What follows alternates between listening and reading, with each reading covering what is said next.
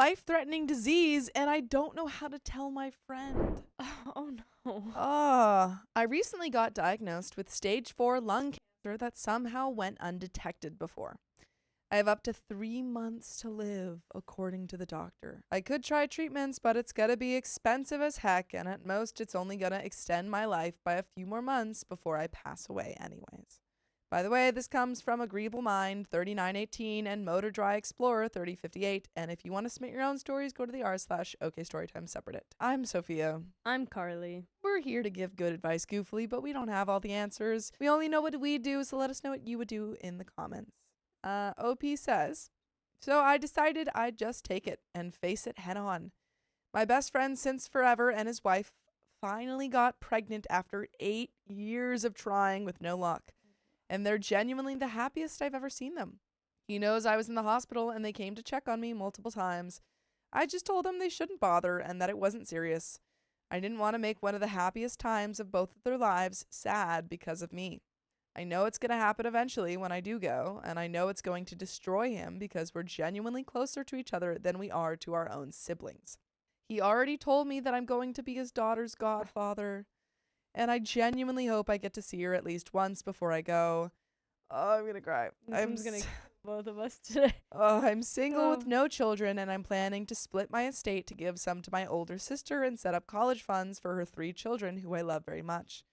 I also want to give something to my parents, something to my friend, and set up a little college fund for their future baby daughter. I'm writing a long, personalized letter to a lot of my family and friends, and I'm writing his now. I can't stop crying. I'm apologizing for keeping this a secret, and I said I didn't want to take the spotlight. I wrote that I love him and his wife, and that I know their daughter would be the most loved baby in the world. But I'm wondering if this is the right thing to do, or if it hurt him even more when I go. Should I just tell him? But there are some comments, which we'll get into in a moment. But what do you think? Oh, wow.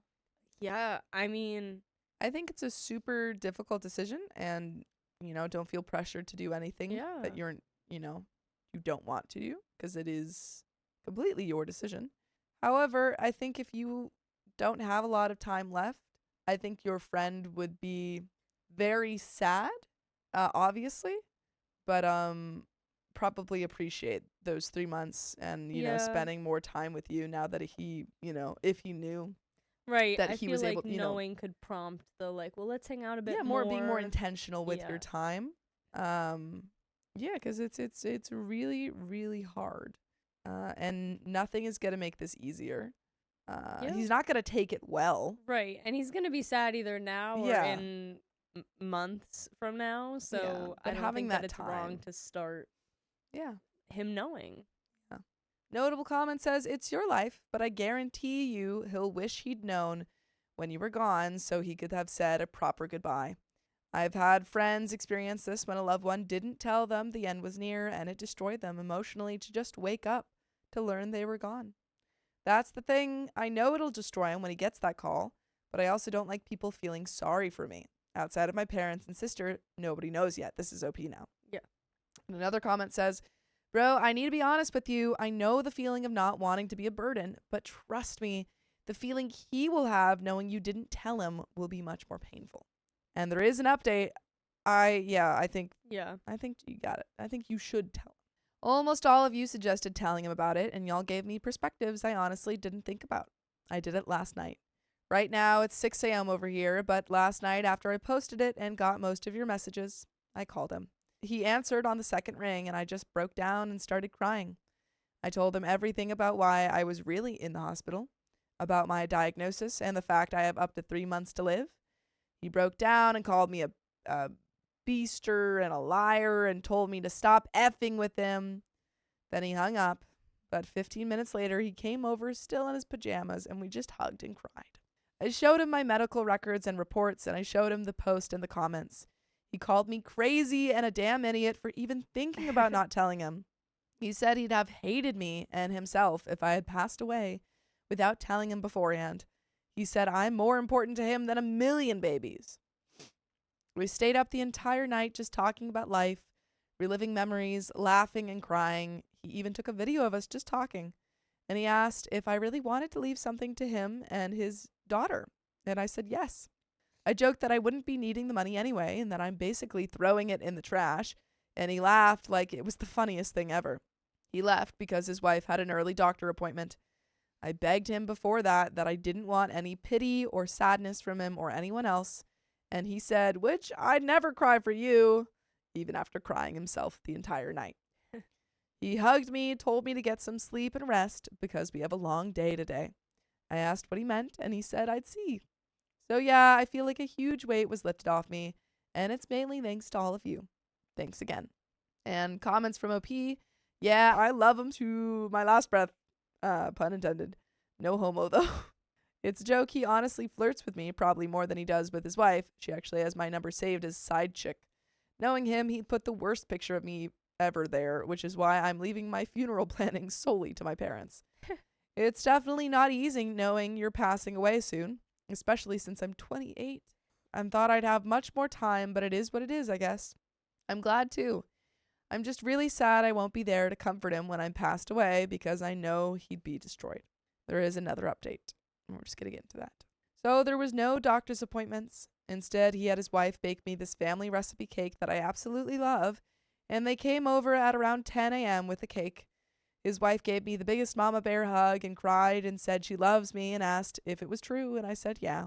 And we sat down and cried. They were crying for me, but I was crying because the cake was so gosh dang good. They then took me out for a family fun day, and it was honestly so good. We went to the mall and watched the Conjuring movie in the cinema because we all love horror, and we even did karting. Just me and my friend, though, because she's too pregnant for this. They took me to my favorite restaurant and refused to let me pay for anything the entire day. We then went to a beach and watched the sun go down, and we just talked more about it, and we cried some more.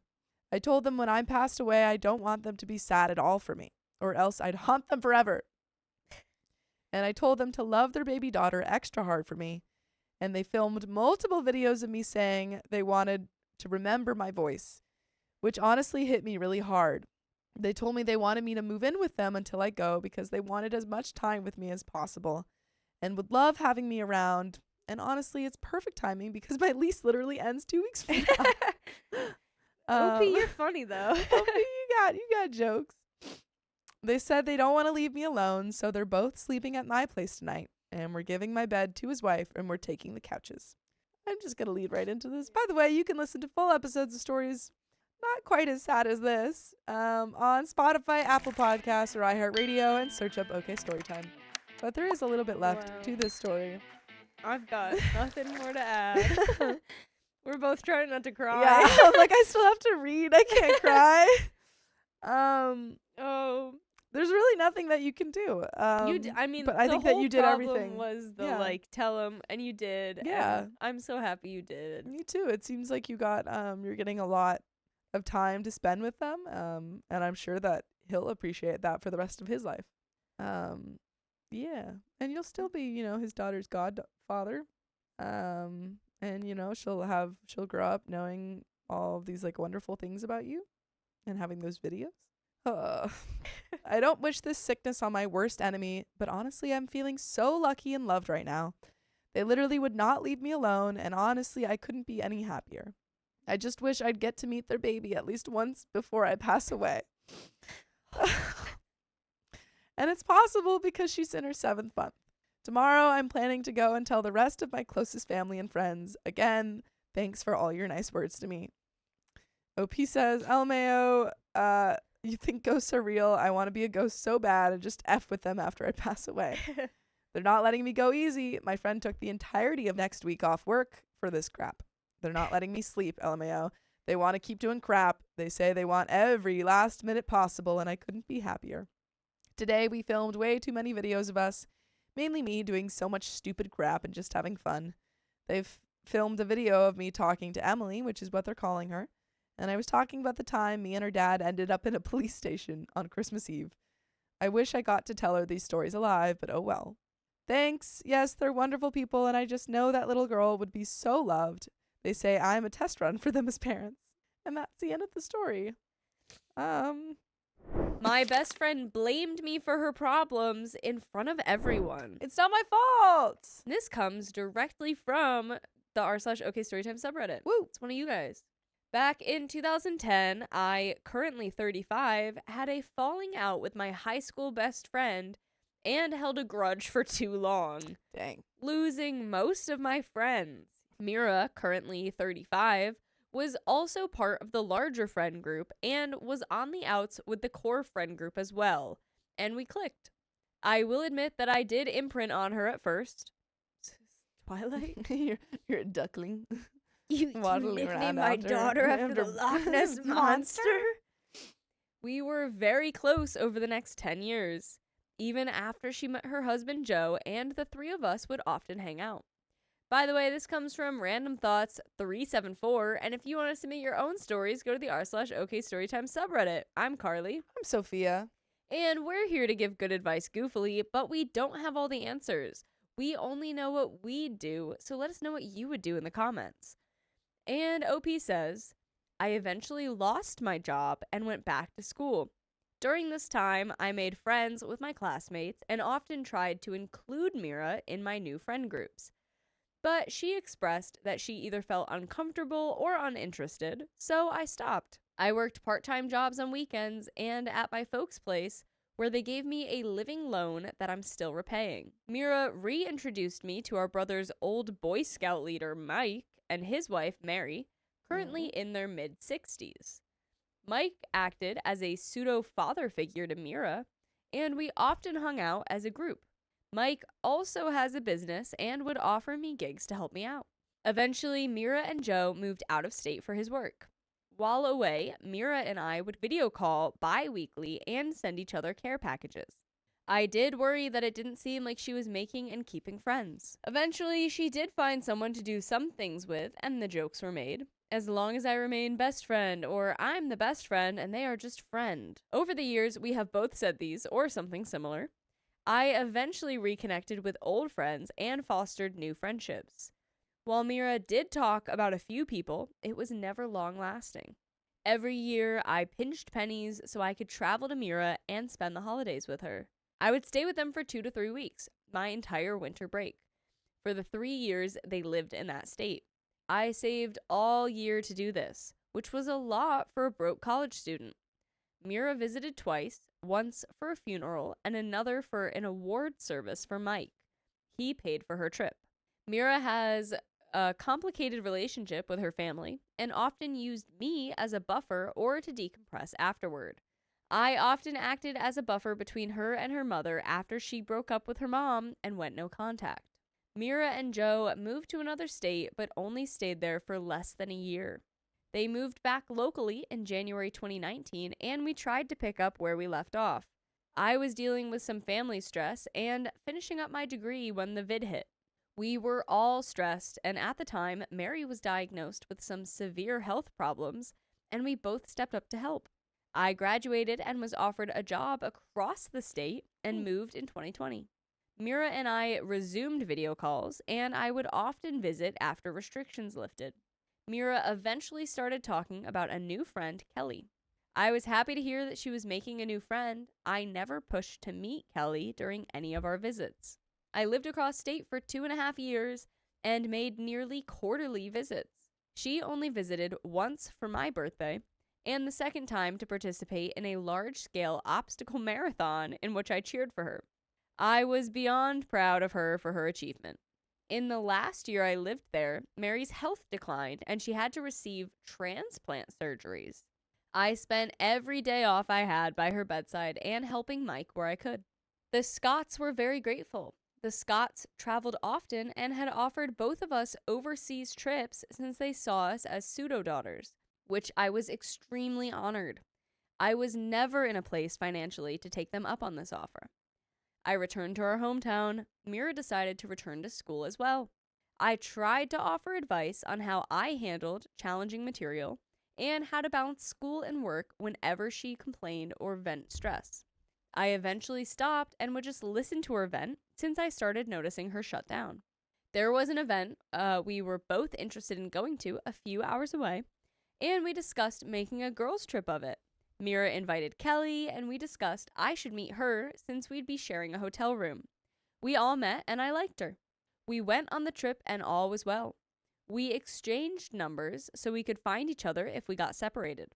After the trip, the three of us had a few meetups, but I never talked to Kelly outside of the group setting.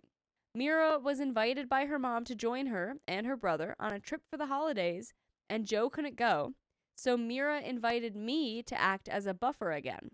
We split responsibility for preparing pre-meals and things to take. I expressed I didn't want to travel 5+ hours with eggs and intended to buy some items while there. Yeah. Mira was short with me about this. What? Wait, what's the problem? You just buy the eggs there. We also got there, and I forgot my jacket back home. No. That's the worst. I also took the opportunity to let her know that I was taking the Scots' offer to travel overseas with them.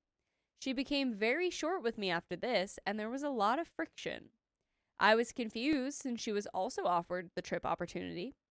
The second day, I asked to borrow her car while she did things with her brother so I could get the rest of my items and get a jacket.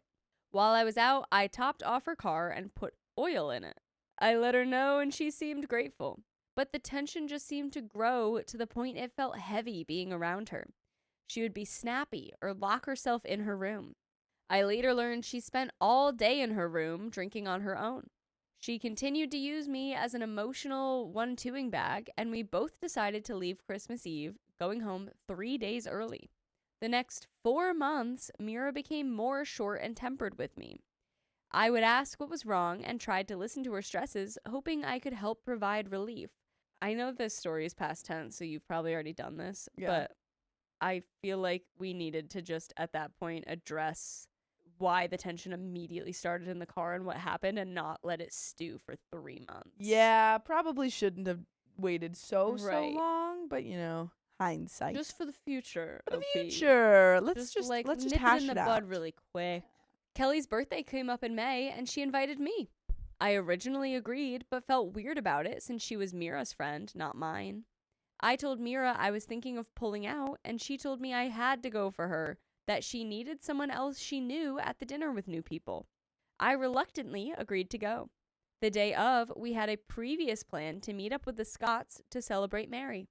While with them, the topic of Kelly came up, and I expressed that she was Kelly's friend, not mine, in which Mira snapped.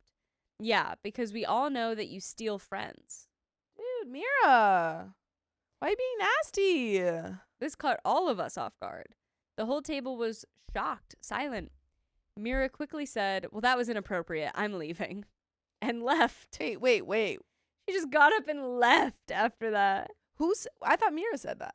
And then Mira said that was inappropriate and got up Wait, and left. I'm sorry. Mira went, yeah, and we all know you steal friends, and then went, that was inappropriate.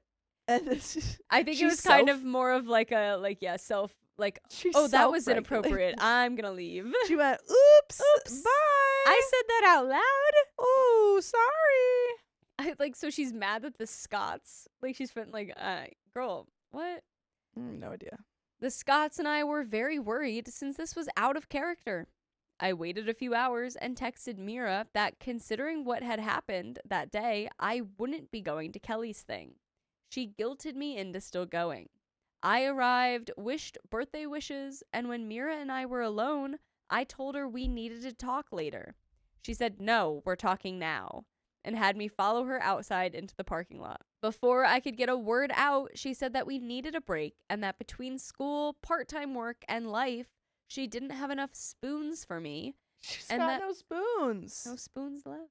And that I needed to leave and wait until she was done with school in a year. I broke down and was like, "What the heck? Just talk to me."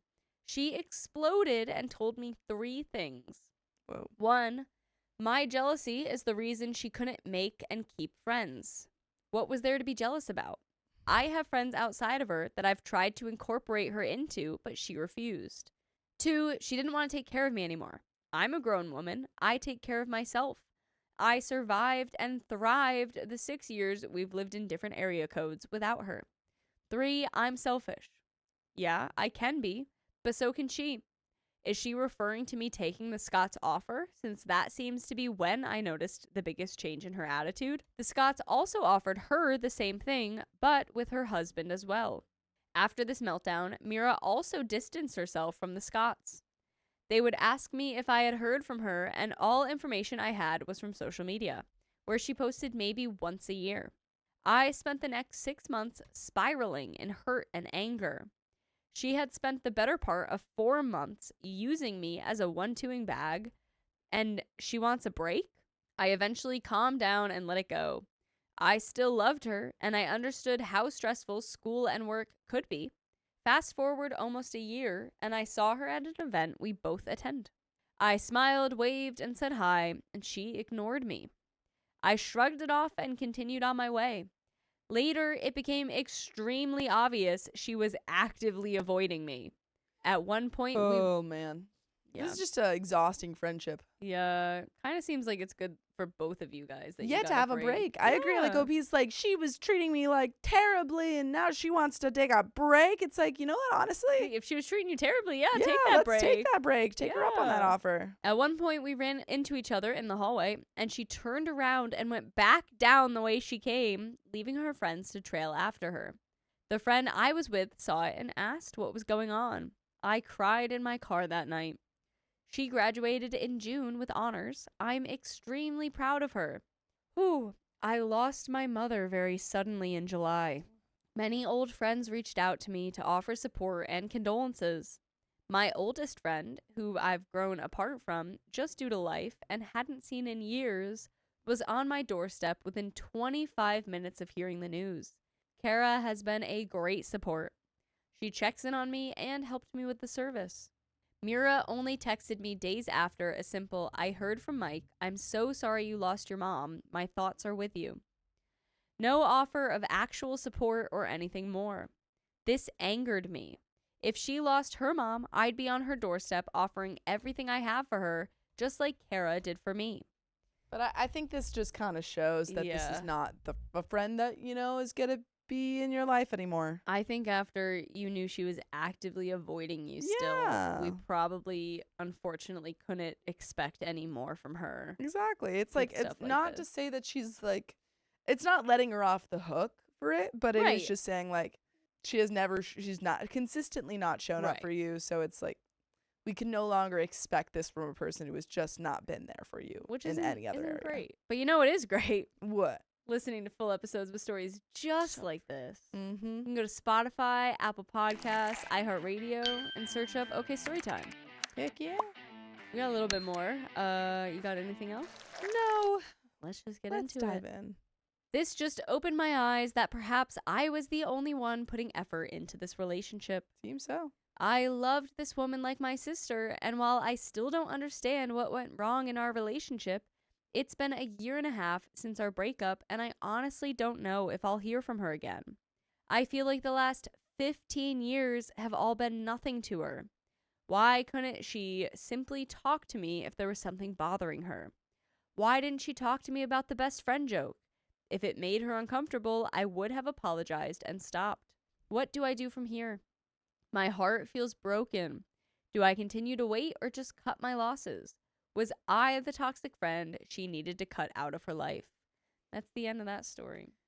I don't think it's like a question of toxic friend who did wrong, blah, blah, blah. I think it's just you guys didn't work as friends together, and sometimes friends are not meant to stay in your life forever. Yeah, and it's unfortunate, but it happens, and it's never fun to be the one that's like not initiating that, especially. I mean, it's never fun for either side, but just to have it sprung on you. But yeah, I think it's just best to like limit that contact there. And you have Kara. Yeah. Focus on the friends that are showing up for you. Yeah, exactly. My friend chose my mother's side over me. Now I feel betrayed. Oh, that's strange. So I, 17 male, just got my license a couple of months ago, and I was super excited to finally have some freedom and be able to drive places with my friends. One of the big things we had been planning was going to this roller coaster park that's about a 2-hour drive away. By the way, this comes from Abel Locksmith 9516, and if you want to submit your own stories, go to the r/okstorytime subreddit. I'm Sophia. I'm Carly. And we're here to give good advice goofily, but we don't have all the answers. We only know what we'd do, so let us know what you would do in the comments. And OP says, when I told my mom about my plans, she said she didn't want me to go. She said it was too far of a drive for someone who's still a new driver. I tried to tell her that it would be good driving experience and something fun and memorable to do before we graduated, but she didn't budge. I was frustrated, but at the same time, I get that. She's my mom, and her whole job is to worry about my safety, so I wasn't that mad at her. Yeah. I could also get that, like, maybe driving 2 hours away and potentially getting stuck. Yeah, Because there's a you're a lot of new different driver. reasons. You maybe get some more driving experience before that. Yeah, I think that's a reasonable thing for her to be like, Yeah. maybe we're gonna wait. And that we wouldn't get to have this fun road trip I had planned. Later that night, I messaged my friends. I just let them know that the whole thing was off because my mom said no. And I was basically venting a little. Most of my friends responded how I expected. Yeah, that sucks, basically.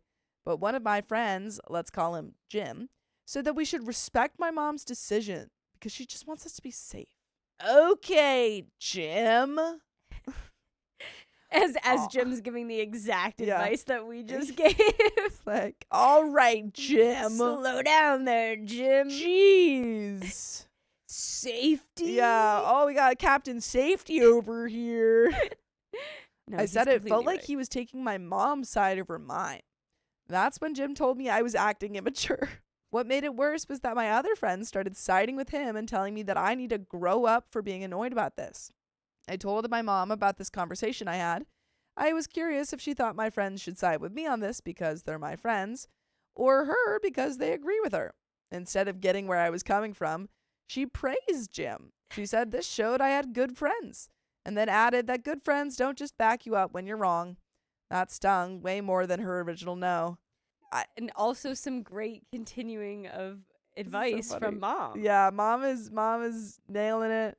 All of your OP's gonna- friends are nailing it. OP's gonna watch this Yeah, and be OP's like, like, 2 more people that don't side Oh, with me. stop. I'm sorry, OP. You're 17. You'll understand when you're older. And I 100% agree that it's good that your friends don't just agree with you. Yeah. I Because think that can it's- be really badly, I don't Yeah, even know you the don't word. want just yes behavior. men. Yeah. One friend's going to be like, dude, yeah, like, your mom's right.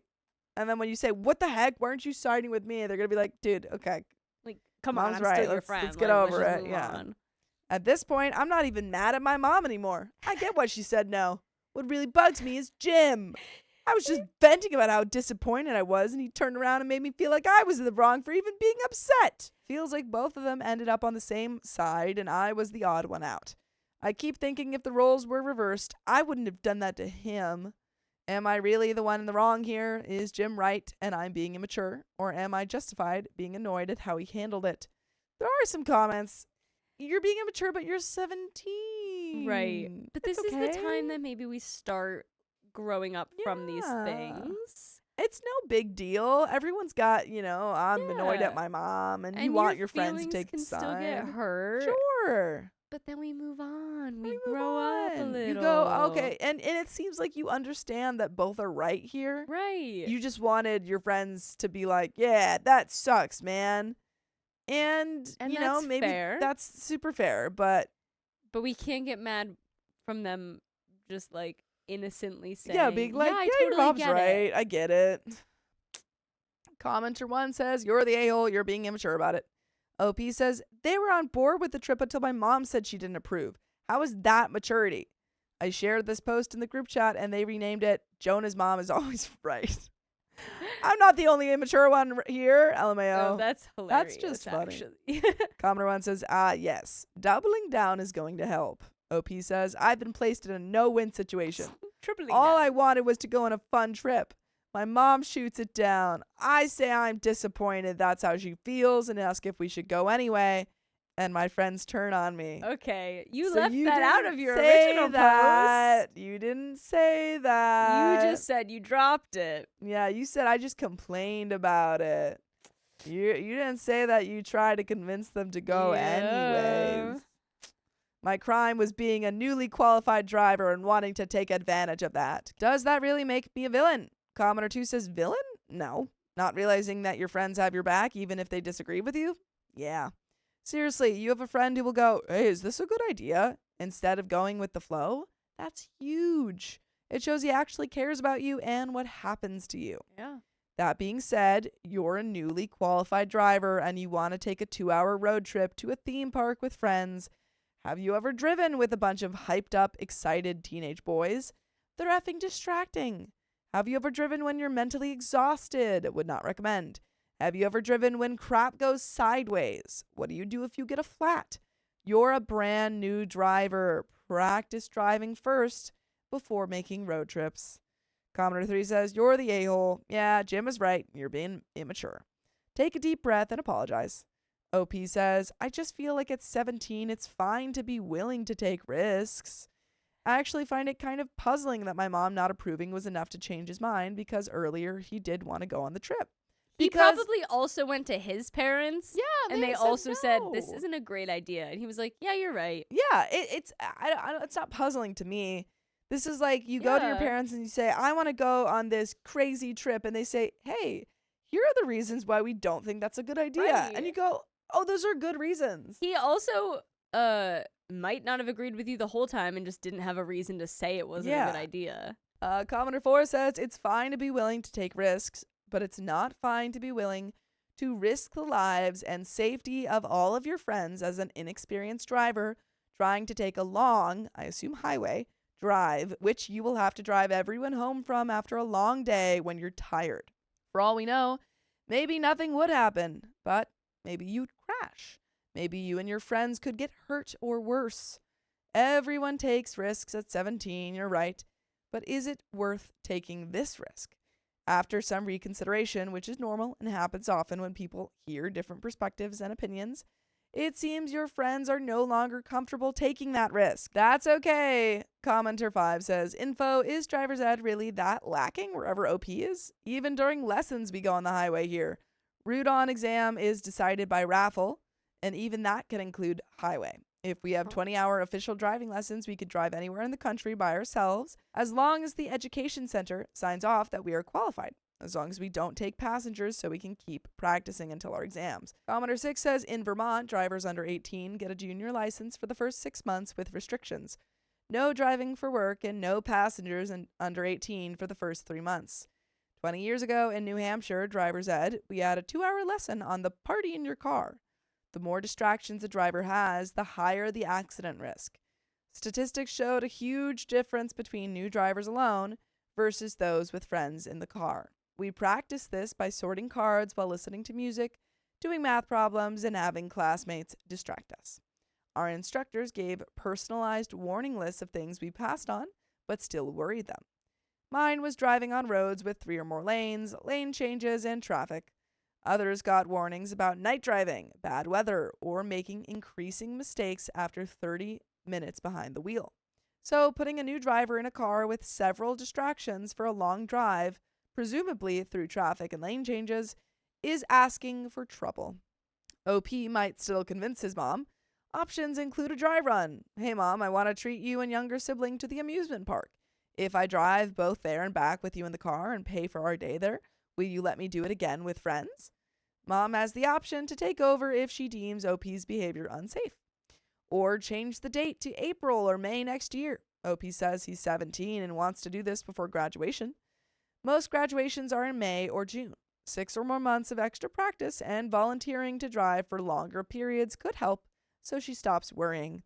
Or choose a closer location.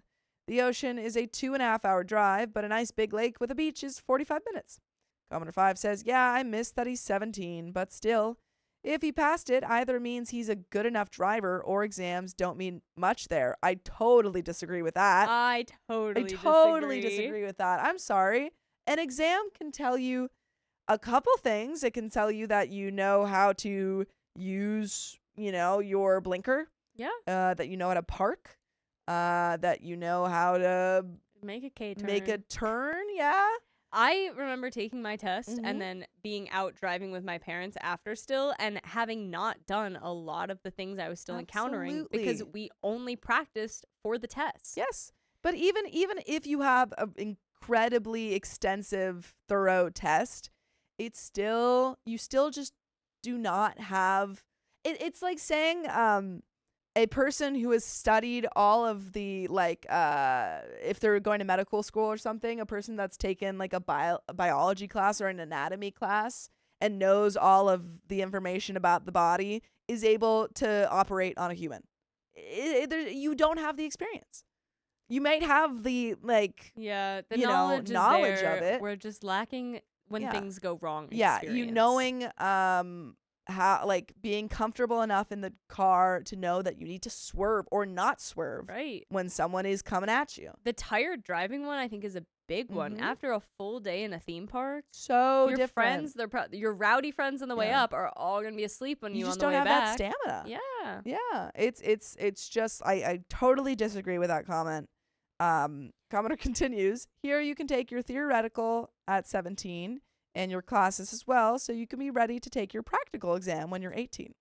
When you have your permanent license, you need to go back to retest after about 6 months to make sure everything's stuck, though that's a fairly new rule. I asked because I know not all countries have the same standard on driver's ed nor regulations about it. Plus, not every country has the same concept on what a long drive entails. Here, a lot of people drive over an hour to work, so a 2-hour drive for fun is rather minor. Though on a low traffic day, it could get you to literally the other side of the country. Heck, I'm 20 minutes to 2 hours driving away from 4 other countries with current traffic conditions. Again, commenter, you're wrong. We're You not in don't Europe. know- We're not in Europe. You seem to be. Because I'm thinking about, like, that Driving through a whole state. Well, and- also just yeah, being 18. The laws. Like, the laws there. We're not in Europe. You also don't know what the traffic conditions are like in this place. Right. Person driving in LA, totally different than a person driving in the countryside. Right. And if he's in a big state in the Mhm. middle of countryside, sure, traffic could be lighter, but Yeah. then that truly leads to the, like, if something goes wrong, you are stuck You're there. stuck. There's so many different scenarios and stuff that depend on where you live. Commenter 6 says, I don't know if times are just changing or you just have very responsible friends. Haha. Back when I was 16 or 17 and one of my parents told me I couldn't drive somewhere, no way in heck would I or any of my friends say, we should respect your mom's decision. Haha. We would figure out a way to do it anyway without getting caught. Bad advice from that commenter. And the verdict is a-hole. I don't think you're an a-hole. I think you're just Yeah. a 17-year-old who wants to do something and thinks that you're invincible, Yeah. which Not is all an most a-hole, 17-year-olds. But there is an update, folks. So let's get into it. I've spent the past couple of hours trying to think about what part of this truly bothered me. At first, I thought I was just mad because he sided with my mom. But after really thinking about it, I realized the real issue was that I didn't know how to respond to what he said in the moment. When I was venting, I was expecting the kind of support you usually get from friends when you're frustrated. Even if they don't agree 100%, they just let you blow off steam. But instead, Jim called me immature. That totally caught me off guard, and I didn't have any comeback or way to defend myself. It felt like he had kind of put me in a corner in front of everyone, and that made me even more upset. Another part of why I took it so hard is because, honestly, I really wanted this trip to be something that would bring me closer to everyone. I've always felt like I'm on the edge of the group sometimes, and I thought being the one to drive us on this big adventure would show them I was dependable and fun to be around. Aww. Oh, OP. That's very cute. I will say, you're probably not going to talk to most of these people when you leave high school. Probably not. But That's you okay. handled that way more mature Yeah. in the sitting back and thinking about it and rethinking it all through. And I And understand good for why. you. And, we're fun to be around, and you can listen to full episodes of stories just like this.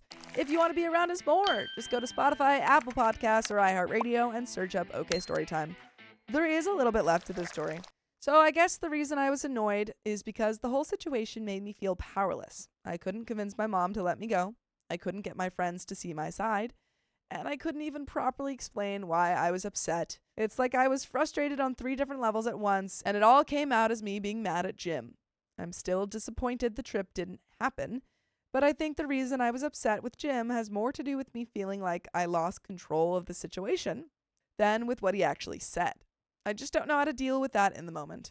I did talk to Jim afterward, and we managed to clear the air. Good.